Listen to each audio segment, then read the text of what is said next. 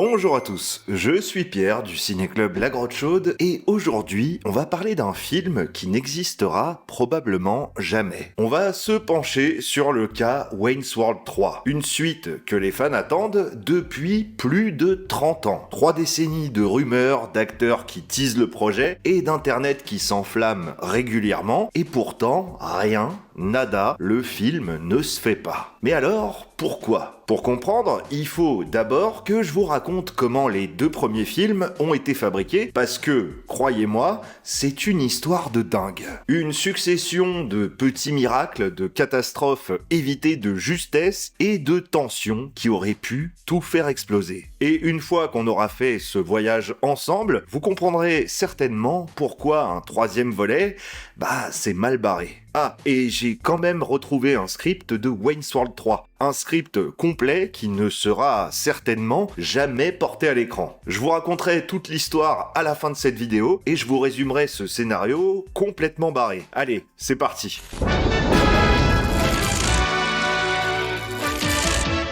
Notre histoire commence avec une émission, le Saturday Night Live. Et avant d'aller plus loin, faut que je pose un petit peu le contexte pour ceux qui ne sauraient pas exactement de quoi il s'agit. Parce qu'en France, on voit vaguement ce que c'est, mais ça reste un truc qu'on n'a pas chez nous. Le SNL, c'est une émission de sketch comique diffusée sur la chaîne américaine NBC depuis 1975 jusqu'à maintenant. En 50 ans, c'est devenu une véritable institution aux États-Unis et c'est un peu l'équivalent de ce qu'auraient été Les Nuls, Les Inconnus ou encore la grosse émission de Cad et Olivier s'ils avaient continué pendant un demi-siècle. L'émission passe le samedi soir en direct, d'où le nom, et parmi tous les sketchs cultes que cette émission a produits dans les années 80 et 90, il y en a un qui a vraiment explosé, c'est Wayne's World. En gros, le concept du sketch, c'est une émission de télé locale qui est filmée depuis un sous-sol, animée par 2 métalleux d'une vingtaine d'années qui passent leur temps à faire les cons devant la caméra. C'était débile, c'était hilarant et ça a cartonné. Et forcément, à Hollywood, quand un truc cartonne à la télé, on ne tarde pas à l'exploiter sur grand écran.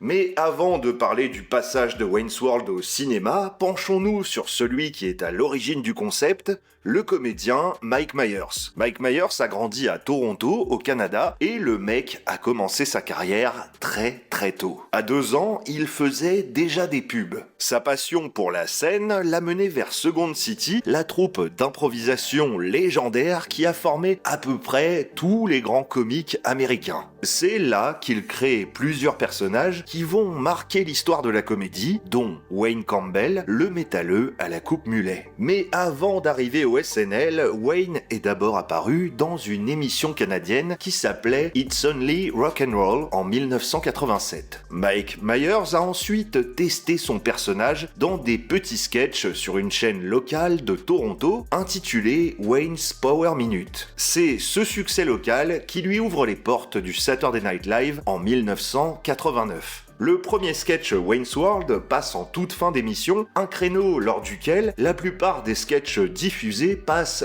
totalement inaperçus. C'est le créneau où ils mettent des trucs dont ils sont pas sûrs qu'ils vont marcher, vu que la plupart des téléspectateurs sont déjà partis se coucher à cette heure-là. Sauf que, contre toute attente, ça cartonne. À l'origine, Wayne devait être tout seul, mais Lorne Michaels, le patron du SNL, suggère à Mike Myers de lui ajouter un sidekick. Et à l'époque, Dana Carvey était la star du show grâce à ses personnages comme la Church Lady et son imitation de George Bush père. Avant qu'ils montent ensemble sur scène pour la première fois, Mike Myers ne donne qu'une seule indication à Dana Carvey, Garth adore Wayne. C'est tout. Et ça suffit. Au total, 19 sketchs Wayne's World seront produits. Le concept marchait tellement bien qu'ils ont pu le décliner encore et encore. Alors, face à ce succès, Lorne Michaels propose à Mike Myers d'en faire un film. Faut comprendre que c'était pas anodin comme décision parce qu'à l'époque, les films tirés des sketchs du SNL, ça n'existait quasiment pas. Il y avait eu un seul précédent, les Blues Brothers en 1980, avec Dan Aykroyd et John Belushi. C'est tout.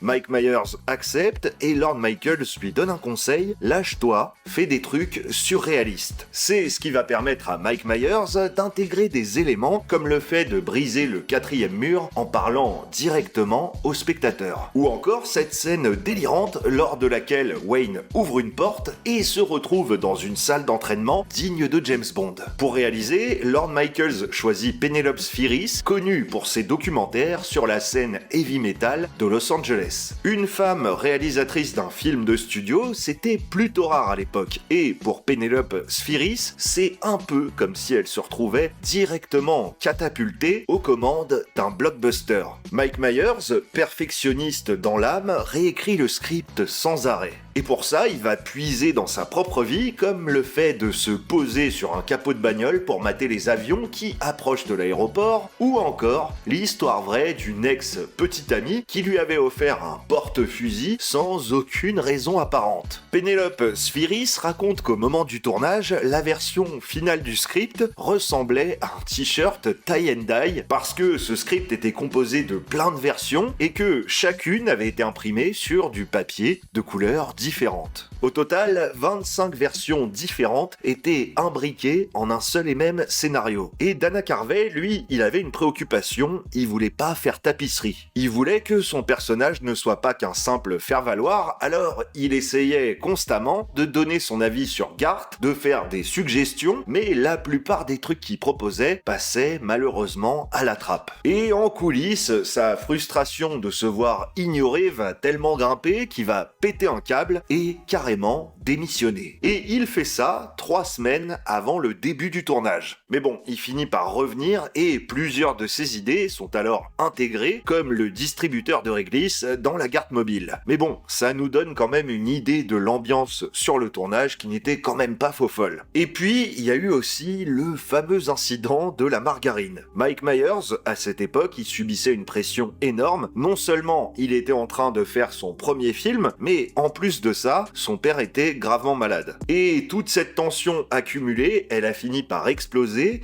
à cause d'une histoire de margarine. Un jour, Mike Myers découvre qu'il n'y a que de la margarine au buffet de l'équipe au lieu du beurre qu'il avait spécifiquement demandé. Et comme il est déjà tendu comme un string, ça le fait vriller. La margarine, c'est la goutte d'eau qui fait déborder le vase. Alors, il pète les plombs, il renverse la table du buffet et il quitte le plateau furax en insultant tout le monde. Penelope Spheeris le décrit comme étant émotionnellement nécessiteux et lui assigne sa propre fille comme assistante, histoire de gérer ses potentielles futures crises de nerfs. Plus tard, elle nuancera ses propos, expliquant que Mike Myers avait des problèmes d'hypoglycémie qui pouvaient le rendre un peu à fleur de peau. Pour le rôle de Benjamin Cain, le producteur de télé complètement véreux, Lorne Michaels suggère Rob Lowe. Sauf que Rob Lowe, à l'époque, il était empêtré dans un scandale de sextape. Et pour Lorne Michaels, en fait, c'est une bonne nouvelle. Il se dit, parfait, on peut l'avoir pour pas cher.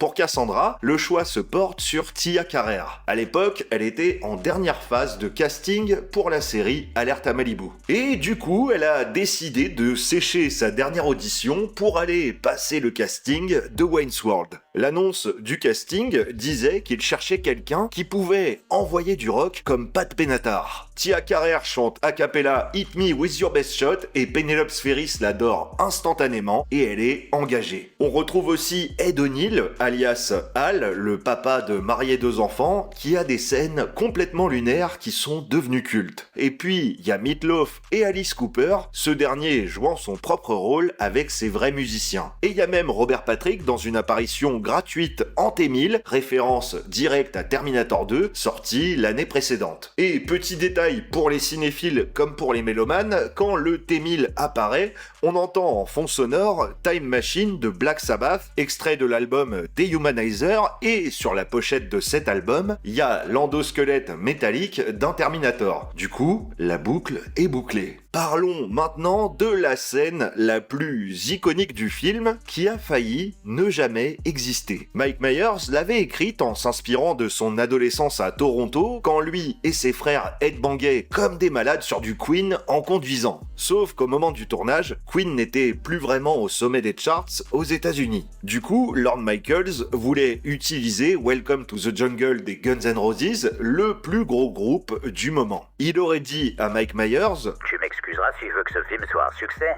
Mais Mike Myers n'a pas cédé. Il a même menacé de quitter le film si on n'utilisait pas Bohemian Rhapsody. Et Mike Myers a gagné. Mais le tournage de cette scène a fait quelques dégâts. Le fait de secouer sa tête comme des malades pendant plein de prises a causé de sérieuses douleurs au cou pour tout le monde. Et vous aurez peut-être remarqué que Dana Carvey n'avait même pas appris les paroles. Si vous regardez attentivement, vous remarquerez qu'il bouge les lèvres sans vraiment chanter. Mais même après s'être battu pour cette scène, Mike Myers était inquiet. Il avait peur qu'elle soit perçue comme irrespectueuse, alors que l'idée c'était tout le contraire. Mais fort heureusement, tout le monde a compris que c'était un hommage, et après la sortie du film, la chanson de Queen a grimpé jusqu'à la 2e place des charts, soit 7 positions plus haut qu'à sa sortie en 1976. Et on raconte que Freddie Mercury, qui était alors alité, a vu la scène avant sa mort et l'aurait adorée. Fin 1991, le film obtient un score de 98% en projection test. Pour vous donner une idée, la plupart des films montrés en projection test atteignent à peine les 60%. Donc 98%, c'est exceptionnel. Mais Mike Myers avait raté cette projection test parce qu'il assistait aux funérailles de son père. Quand il revient et qu'il voit le montage, il écrit 11 pages de notes pour Penelope Spheeris. Parmi les coupes qu'il demandait, il y avait notamment la scène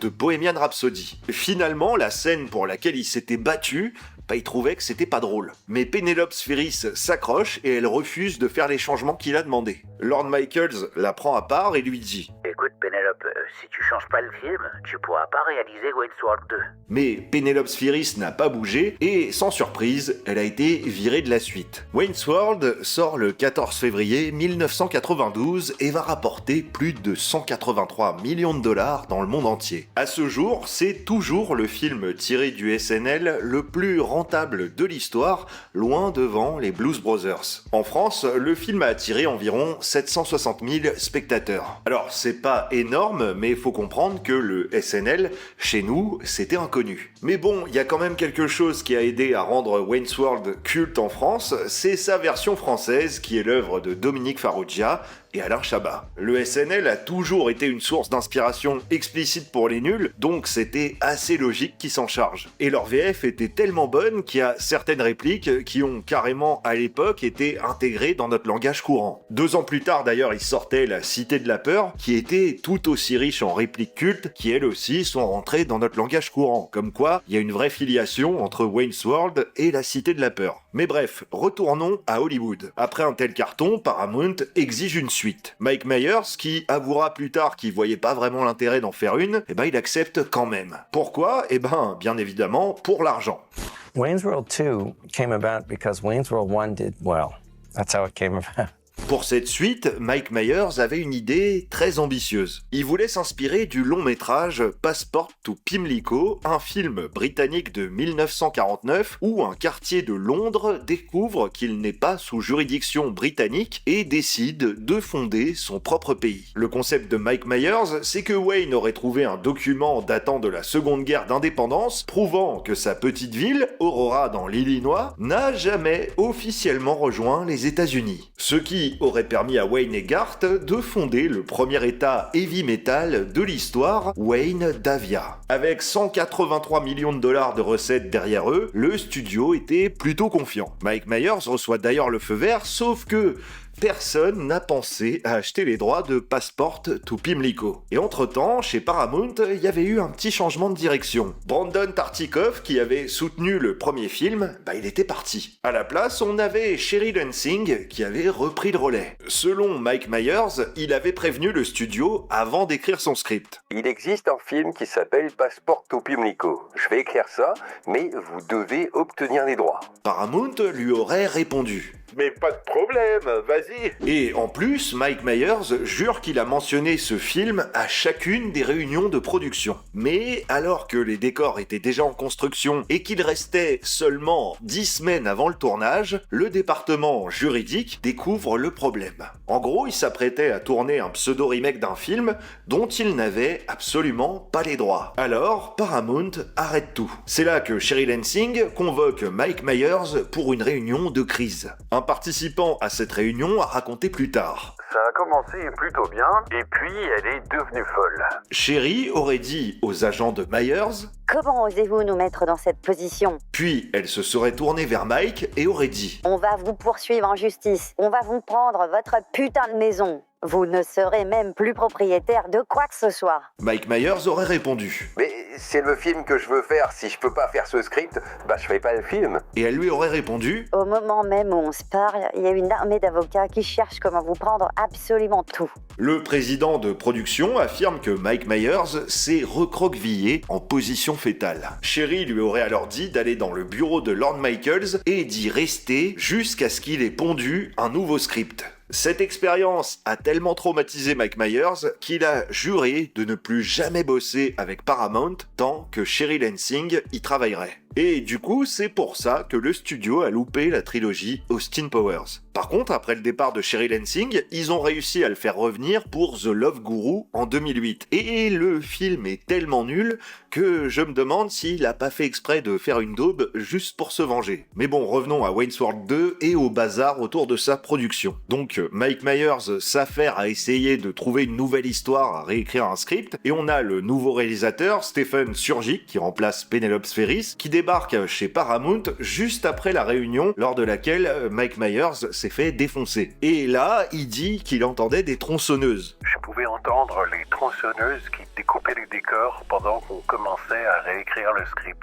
Les décors du Wayne Davia qu'on ne verra jamais sont réduits en morceaux. Le nouveau concept, c'est Wayne Stock, un festival de rock. Dans les premières versions du script réécrit, Drew Barrymore devait avoir un rôle un peu plus important. Elle devait être carrément le nouveau love interest de Wayne, une Suédoise nommée Björgen Kjörgen, mais au final, pour des raisons qu'on ignore, son rôle a été conséquemment réduit. Et du coup, on a redonné plus de place à Cassandra. Rob Lowe devait revenir, mais après avoir lu le script, il décline. Son personnage est remodelé pour devenir Bobby Kane, incarné par l'excellentissime Christopher Walken, et je dois dire que je trouve qu'on y gagne plutôt au change. Et puis, Nirvana était censé participer, mais Kurt Cobain a vu une version préliminaire du film, et il a finalement décidé de ne pas participer. Wayne's World 2 sort en décembre 1993. Et le problème, c'est qu'il sort juste une semaine après Madame Doubtfire. Et Robin Williams, déguisé en vieille dame, va aspirer quasiment toutes les recettes du box-office. Wayne's World 2 rapporte environ 72 millions de dollars au total, 48 millions aux États-Unis et 24 millions à l'international. Et en gros, ça fait 110 millions de moins que le premier. C'est pas un flop, le film a été rentable, mais c'est une déception énorme pour Paramount qui avait investi beaucoup plus dans le marketing. Il y avait des grosses bandes annonces, des pubs télé en boucle, un partenariat avec McDonald's et même des jeux vidéo de triste mémoire. Mike Myers expliquera plus tard que si le premier Wayne's World a marché, c'est parce que le studio n'y croyait pas.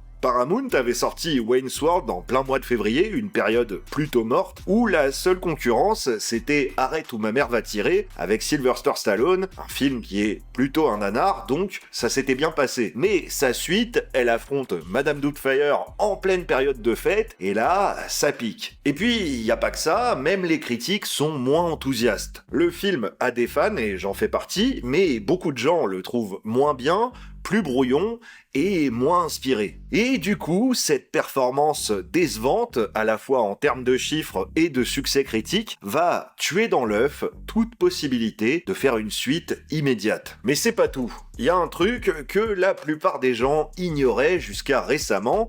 Mike Myers et Dana Carvey, ils étaient pas du tout potes dans la vraie vie. Ils avaient une excellente relation de travail, mais ça s'arrêtait là. Dana Carvey s'est toujours senti moins important que Mike Myers, et quand Austin Powers explose en 1997, il est blessé. Alors pas parce qu'il en fait pas partie, mais plutôt parce qu'il va découvrir que Mike Myers lui a très probablement piqué une idée. Dana Carvey affirme que c'est son imitation de Lorne Michaels qui a inspiré le personnage du Docteur d'Enfer. Dr. Evil. Dr. Evil is yes. an impression of Lorne Michaels. Right. And I had heard, maybe you don't want to get into this, but no, it's fine. but Yeah. that Mike's impression of Lorne was based on your impression of Lorne, and he took it and used it as Dr. Evil. And it bugged you a little bit, right? Because you were the one who figured out how to do Lorne. The pinky thing was a made-up thing. Lorne doesn't do that, but somehow it fit. You know? You came up with the pinky thing. Well, the pinky thing I did do, yes. Yeah. So I understand this from a musician standpoint, and since you see things musically, if a guy writes a song, that's his baby. Yeah. When you come up with an impression, it's kind of your baby. Right. And so when you go to the premiere of a movie and then you see Dr. Evil, it's like, well, wait a second, that's the song I wrote. That's the music I heard in my head. And Yeah. that pinky thing is that thing that I uniquely do. You know, when I saw Mike do it, I did kind of go, man, but you know, it's a long time ago. Du coup, il est bien dégoûté et pendant près de 15 ans, il ne parle quasiment plus à Mike Myers. Après l'échec relatif de Wayne's World 2 et la brouille entre les deux stars, l'idée d'un troisième volet est donc mise en sommeil pendant des années. Et puis, lentement mais sûrement, la nostalgie commence à faire son œuvre. En 2008, Mike Myers et Dana Carvey se retrouvent pour les MTV Movie Awards. Ils reprennent leur rôle de Wayne et Garth le temps d'un sketch et le public adore. C'est le début de leur réconciliation. Depuis, ils ont refait des apparitions ensemble et il paraît qu'ils auraient même développé une réelle amitié. En 2019, ils présentent Bohemian Rhapsody aux Oscars et en 2021, ils reprennent à nouveau leur rôle pour une pub Uber Eats au Super Bowl avec Cardi B. Alors tout ça, c'est cool et ça donne vraiment envie de les revoir réunis dans un nouveau film. Pourtant, Wayne's World 3 n'arrive toujours pas, malgré pas mal de rumeurs. À l'automne 2012, une info a fait le tour d'internet. Mike Myers aurait terminé d'écrire un script pour Wayne's World 3. L'histoire se déroulerait dans un monde de la musique complètement bouleversé par 20 ans de mutation, notamment à cause du téléchargement, de YouTube et du streaming. Wayne et Garth tenteraient de s'adapter à l'ère du numérique et Wayne gérerait les hauts et les bas de son mariage avec Cassandra. Le projet, paraît-il, était censé entrer en production dans les mois suivants. Alors, qu'est-ce qui s'est passé ? Eh bien, figurez-vous que c'était un canular. L'info qui a circulé était en réalité une fake news créée pour faire le buzz. L'info provenait d'un email envoyé à plusieurs sites professionnels et citait vaguement Entertainment Weekly sans fournir de vraies sources. Et quand un journaliste a vérifié, il s'est avéré que la reporter DW qui était supposément à l'origine de l'info, elle était même pas au courant de l'existence de cet email. Et puis, surtout, Mike Myers a rapidement démenti, il a affirmé qu'il ne travaillait absolument pas sur un troisième opus. Depuis, les acteurs teasent régulièrement cette suite, mais sans jamais vraiment s'engager. Quand on l'interroge sur Wayne's World 3, Dana Carvey répond toujours avec la même blague. I want to announce tonight Wayne's World 3. It's a puppet show we're doing, it's a mall tour. Mike Myers, lui, a été un peu plus sérieux, mais pas plus engageant. En 2016, il a dit « Je sais pas à quoi ça ressemblerait, mais l'idée me fait marrer. » Tia Carrère s'est montrée plutôt enthousiaste en 2019. Bien sûr que je serais partante, vous plaisantez ?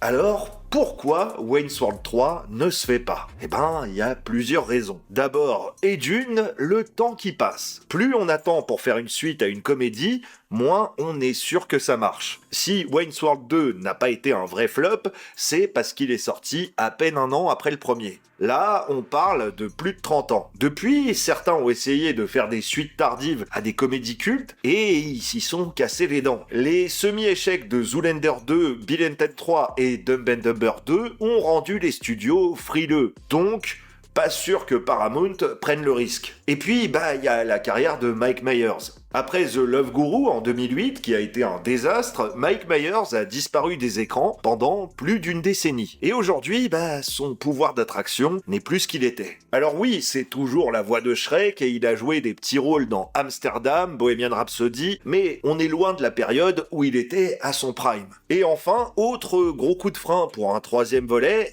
personne ne sait vraiment à quoi pourrait ressembler un Wayne's World 3 qu'on tournerait en 2026. Parce que ça donnerait quoi? On aurait Wayne et Garth qui sont maintenant dans la cinquantaine, et qu'est-ce qu'ils feraient? Est-ce qu'ils feraient des streams sur Twitch? Est-ce qu'ils auraient un podcast? Est-ce qu'ils feraient des vidéos YouTube? Je sais pas, mais franchement, ça vend pas du rêve. Mais pourtant, on a un script de Wayne's World 3 qui existe. Enfin, en quelque sorte. Je vous explique. Laissez-moi vous présenter Trevor Schindler. Trevor, c'est un Canadien de North Bay, en Ontario. En 1993, juste après avoir vu Wayne's World 2 au cinéma, il a une illumination. À ce moment-là, l'intrigue d'un troisième volet lui vient à l'esprit et il se sent obligé de l'écrire. Le 7 juillet 1993, il enregistre son synopsis auprès de la Writers Guild of America. Il est jeune et naïf, un peu comme Wayne et Garth. Et il se dit, je vais envoyer mon idée à Hollywood, et ça va le faire. Alors il envoie des lettres à tous les gens associés à Wayne's World,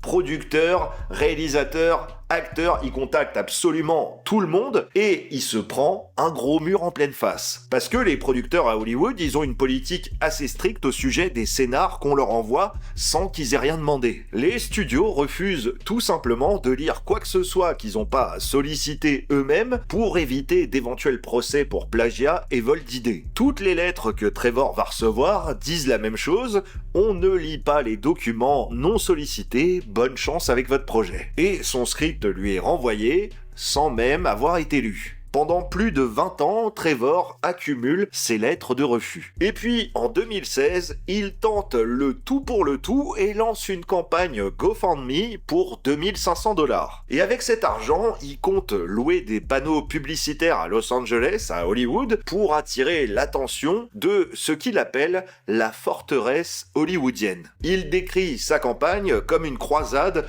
contre l'establishment hollywoodien. Et à ce moment-là, il met son script en téléchargement gratuit sur Internet. Je veux que des centaines de personnes lisent mon scénario, parce que l'un de vous connaîtra forcément quelqu'un qui connaît quelqu'un à l'intérieur de la forteresse hollywoodienne. Sa campagne de financement participatif va faire le tour de tous les sites spécialisés. Slash Film, Le Guardian, tout le monde en parle, et Trevor devient brièvement une petite célébrité d'Internet. Mais au final, sa campagne ne rapportera que $530 sur les 2500 qu'il avait demandé, et son script n'a jamais été lu par qui que ce soit d'important. Alors, qu'est-ce que c'est que cette histoire que Trevor veut raconter depuis 30 ans? J'ai lu le script, je vais vous le raconter, et accrochez-vous. Son histoire se déroule en 2047. Wayne et Garth sont des octogénaires qui vivent dans une maison de retraite appelée Leisure World. Wayne a 84 ans et il a toujours sa coupe mulet. Garth a les cheveux gris ébouriffés et il a encore ses fameuses lunettes. Et devinez quoi? Ils diffusent toujours leur émission Wayne's World. Ils font ça depuis un vieux camion de la chaîne locale sur laquelle ils émettaient leur émission à l'époque. Ce camion est garé devant l'EHPAD avec des câbles qui passent par la fenêtre de leur chambre et qui vont jusqu'au camion. Et toute l'équipe d'origine est là. On a Alan, Terry et Phil qui est toujours prêt à dégueuler à tout moment. Le film s'ouvre sur une pub bien craignos pour leur résidence senior. À Leisure World, profitez de nos terrains de golf, de nos cours de tennis et de délicieux repas raffinés. Et puis on coupe sur la réalité de cet établissement, on voit un salon miteux rempli de vieux fans de heavy metal qui écoutent du rock des années 80. Wayne nous fait une visite guidée un peu sarcastique. Leisure World offre le summum du confort pour les retraités.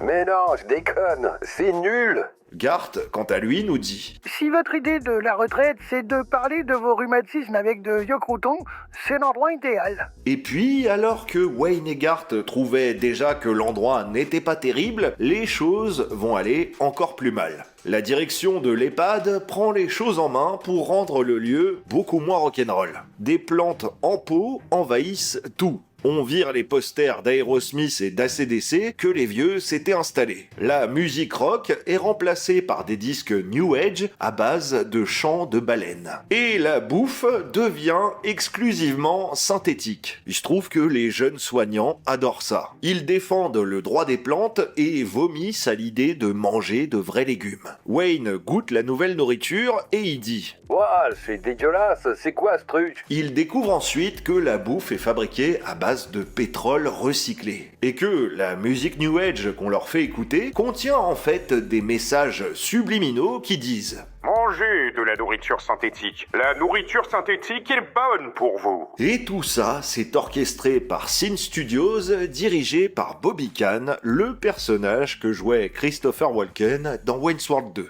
Son plan, c'est d'obtenir le monopole alimentaire mondial. Et on apprend au passage que les soignants trop enthousiastes par rapport à cette bouffe synthétique sont en fait des androïdes. Garth finit par les griller à l'aide d'un détecteur qu'il a inventé. Wayne retrouve Cassandra, qui n'a pas vieilli d'un poil grâce à un traitement anti-âge pour riches, et qui veut l'aider. Ensemble, ils s'infiltrent dans l'usine Sin Food pour la saboter, mais ils se font capturer. Bobby Kane les menace de les faire frire dans une énorme cuve d'huile bouillante. Ligotés, suspendus au-dessus de cette cuve, Wayne et Cassandra s'apprêtent à rendre leur dernier souffle. Mais Stacy, la fille obsédée par Wayne depuis le premier film, celle qui lui a offert un râtelier à flingue, débarque avec une grue et les sauve. Et le climax, c'est un méga concert appelé Rock Against Whale Music, soit le rock contre le chant des baleines. Cassandra ouvre le show et puis débarquent Mick Jagger et Keith Richards. Mick Jagger demande « C'est bien ça le concert qui va sauver le monde de la bouffe dégueulasse et de la musique horrible en libérant la puissance du rock'n'roll ?»